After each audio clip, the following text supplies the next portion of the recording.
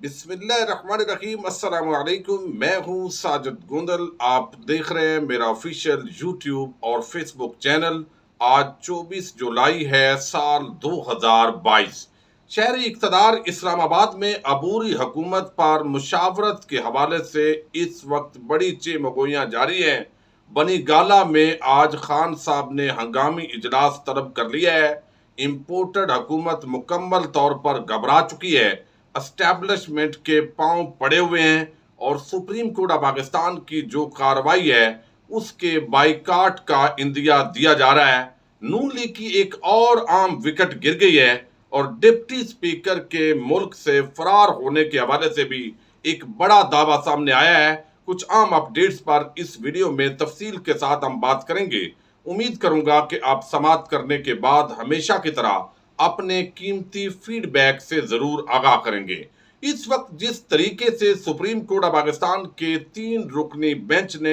گزشتہ روز لاہور رجسٹری کے اندر سماعت کی ہے، اس نے امپورٹڈ حکومت کی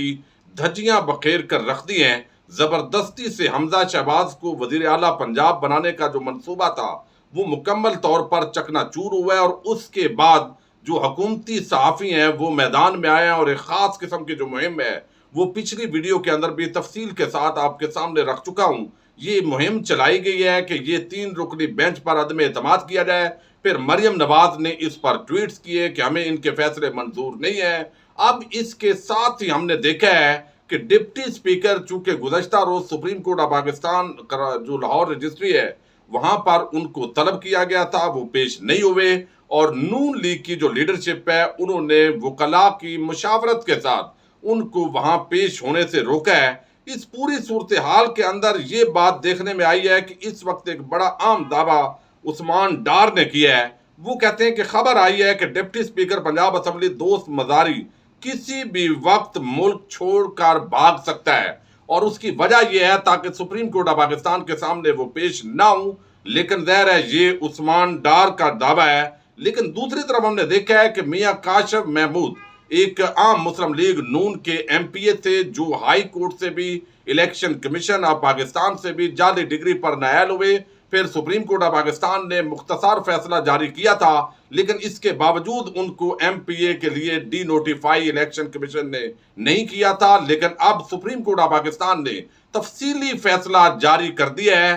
اگرچہ الیکشن کمیشن کے خلاف توہین عدالت کی کارروائی بھی شروع کر دی گئی تھی، لیکن یہ ایک عام وکٹ جو ہے وہ مستقل طور پر نون لیگ کی گر چکی ہے۔ اس کے ساتھ آپ کو بتاؤں تو اس وقت جو ہے وہ ایک بڑا دعویٰ سامنے آیا ہے کہ اسٹیبلشمنٹ جو ہے اس پر جو خاص حملے شروع کیے گئے ہیں، اگر اس کی ہم بات کریں تو وہ یہ ہے کہ اس وقت جو ہے جس طریقے سے طلال چودھری نے گفتگو کی اور اسٹیبلشمنٹ کو للکارنے کا سلسلہ شروع کر دیا، یعنی وہ لوگ جو ایک طرف اسٹیبلشمنٹ کے پاؤں پڑے ہوئے ہیں اور وہ یہاں پر امپورٹڈ حکومت انہوں نے مسلط کی، ایک مبینہ سازش کے بیانیے کے تحت وہ جس طریقے سے مسلط ہوئے، اور پھر ہم نے دیکھا کہ اب لوگوں نے ان کو سمجھایا کہ آپ کا یہی بیانیہ تھا جس کی وجہ سے لوگ آپ کے ساتھ تھے، تو آپ نے تو یہ پنجابی میں کہتے ہیں بڑی چوڑ ماری ہے۔ لیکن اب انہوں نے کہا کہ ہمیں جعلی طور پر ہی اینٹی اسٹیبلشمنٹ بننا چاہیے۔ اس کی پریکٹس جو ہے وہ باقاعدہ شروع ہو چکی ہے،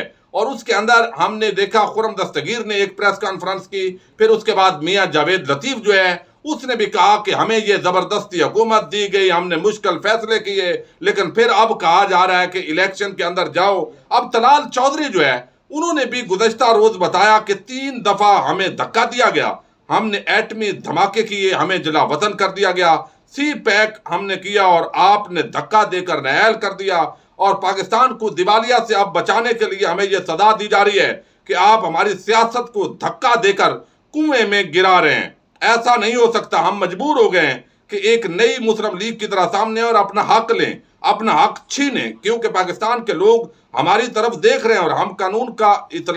کا اطلاق ہے ایک جیسا ہونا چاہیے، ایک سٹینڈرڈ پر ہونا چاہیے، ڈبل سٹینڈرڈ بالکل ختم ہونے چاہیے۔ اب اس کا مطلب یہ ہے کہ اب یہ چونکہ الیکشن لڑنا نہیں چاہتے، الیکشن کے اندر ان کو واضح طور پر عمران خان کی 2/3 اکثریت نظر آ رہی ہے، اب وہاں سے بھاگنے کے لیے یہ سارے جو جتن ہیں وہ کیے جا رہے ہیں۔ دوسری طرف جو یہاں پر خواجہ سعد رفیق ہیں गुज़श्ता रोज वो जो पेप्सी वाली सरकार ने वहां पर परफॉर्मेंस दी है लिबर्टी चौक के अंदर, और वो अच्छा फनकार है, मैं उसको बड़ा अप्रिशिएट करता हूँ, क्योंकि हिना परवेज भट्ट भी उसको बड़ा अप्रिशिएट कर रही थी, लेकिन वो नंबर ले गया और सारा जो नून लीग का जलसा है वो पीछे रह गया। और जो वहां पर 600-500 बंदा जमा था, उसकी जो पेप्सी वाले की परफॉर्मेंस है उसने रिकॉर्ड तोड़ दिए हैं और इस वक्त भी सोशल मीडिया पर वो छाए हुए हैं। लेकिन इसके साथ ही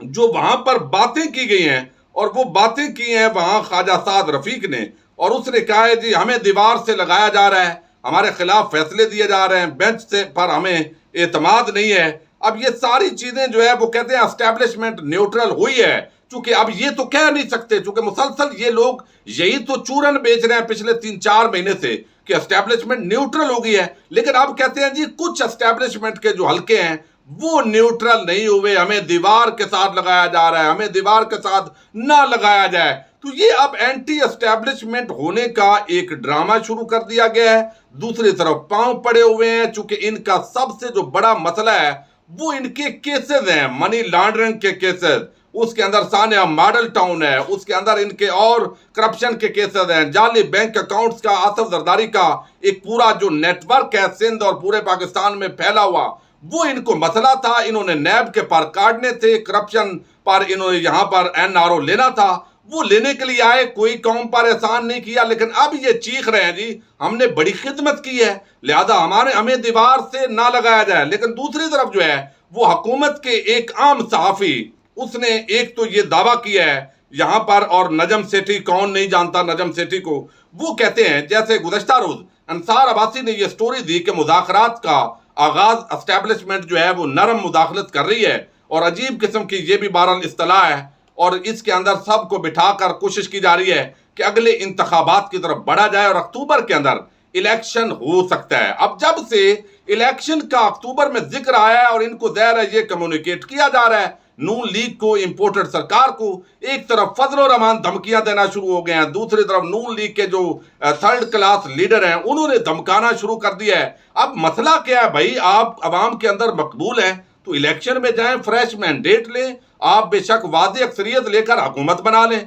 लेकिन इनको पता है कि अवाम इमरान खान के साथ खड़ी है और वो 2/3 अक्सरियत लेने की पोजीशन में है, कम अज कम भरपूर अक्सरियत लेने की पोजीशन के अंदर है, तो मुकाबला मैदान में कर नहीं सकते। और अब इनकी चीखो पुकार जो है वो शुरू हो गई है, जिसकी वजह से एक तरफ अदालत पर हमले शुरू हो गए हैं, दूसरी तरफ एस्टैब्लिशमेंट जो है उसको धमकियां शुरू कर दी गई है कि पता नहीं वो ये बताना चाहते हैं कि हमारे साथ जो जिस तरह मुबैना तौर पर कुछ वादे वईद किए गए थे, अब ये भी बता रहे हैं कि हमें ये खुद जो है इस तरीके से भानुमती के कुंबे को इकट्ठा किया गया था, और वादे वईद और सारा जो एक इमरान खान की मकबूलियत थी उसका चूंकि अंदाजा नहीं था, मिस कैलकुलेशन हुई। तो अब ज़ाहिर है एस्टैब्लिशमेंट जो है वो दोनों तरफ अब वो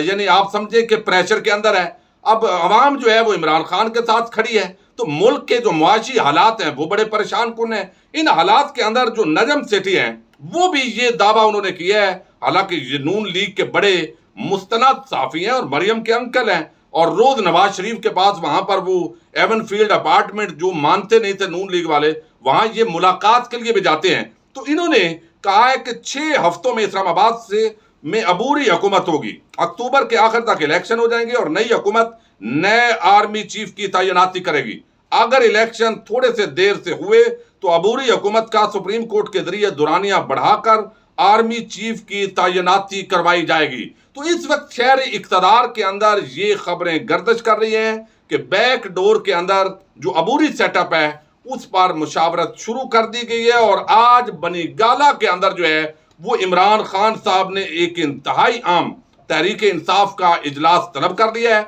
जिसके अंदर ज़ाहिर है मुल्क की जो सियासी सूरत हाल है, जो मुआशी सूरत हाल है, और जो 2 नुमाइंदे सहाफत के 2 नुमाइंदे किसी के इशारे पर मुजीबुर रहमान शामी और सुहेल वड़ैच पहुंचे थे, वो जिस तरह की तजावीज़ लेकर आए उस सारे मामले पर भी यकीनन जो है वो आज डिस्कशन होगी। और दूसरी तरफ जो है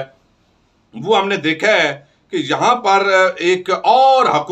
बड़े हुकूमती मुस्तनद सहाफ़ी ने एक और बड़ी खबर दी है कि ये जो अदलिया के खिलाफ मुहिम है ये एक प्री प्लान्ड है, ये बाकायदा जजेस को प्रेशराइज करना है, مرضی کے ججز کا بینچ بنوانا ہے، جس کے اندر لارجر بینچ یا فل کورٹ جو ہے وہ بنانے کی سفارش کی گئی ہے۔ سالِ ظافر، یہ دیکھیے نام اس صحافت کے اندر ایسا ہے کہ بندہ کہتا ہے اس سے بڑا سنجیدہ اور اس سے بڑا جو ہے وہ میں سمجھتا ہوں نون لیگ کے لیے مستند بندہ نہیں ہو سکتا، اور یہ ان کے ذریعے خبر دی گئی ہے جس کے اندر وہ کہتے ہیں کہ سپریم کورٹ کی کارروائی کا کسی بھی وقت بائیکاٹ کیا جا سکتا ہے۔ عدالت عظمیٰ میں پرویز الہی کی درخواست میں مدعا علیہ کے وکیل وفاقی وزیر داخلہ رانا ثناء اللہ کے سپریم کورٹ کے 3 رکنی بینچ پر عدم اعتماد کے اظہار کے تناظر میں کارروائی کا بائیکاٹ کر سکتے ہیں، اور کہا کہ ہمیں اس بینچ سے انصاف کی توقع نہیں۔ اب یہ وہ کہتے ہیں کہ ان کا یہ بیان سپریم کورٹ کے مقتدر فیصلے کے بعد سامنے آیا، جس میں سپریم کورٹ نے کہا تھا کہ حمزہ شہباز پیر کے دن تک ٹرسٹی وزیر اعلیٰ کے طور پر کام کریں گے۔ اب یہ ساری چیز انہوں نے بتائی ہے کہ Noon League supreme court of Pakistan کا کل سوموار کے دن بائیکاٹ کر سکتی ہے۔ یہی وجہ ہے کہ باقاعدہ حکومتی جو صحافی ہیں، جو نون لیگ اور پیپلز پارٹی کے ذاتی ملازم صحافت کے شعبے کے اندر جو ہے جن کو گھسیڑا گیا ہے اور وہ اب اپنے آپ کو اصلی صحافی کہتے ہیں، انہوں نے یہ باقاعدہ ایک پوری مہم چلائی ہے۔ اور یہ بھی ہو سکتا ہے کہ کل لارجر بینچ بنا دیا جائے 5 رکنی۔ جب ڈپٹی اسپیکر قاسم سوری کے حوالے سے کاروائی ہو رہی تھی تو اس وقت تو بڑے یہ شادیانے بجا رہے تھے۔ جب اس رولنگ کو اڑایا گیا تو وہاں پر تو دیکھا بھی نہیں گیا کہ یہ جو سائفر ہے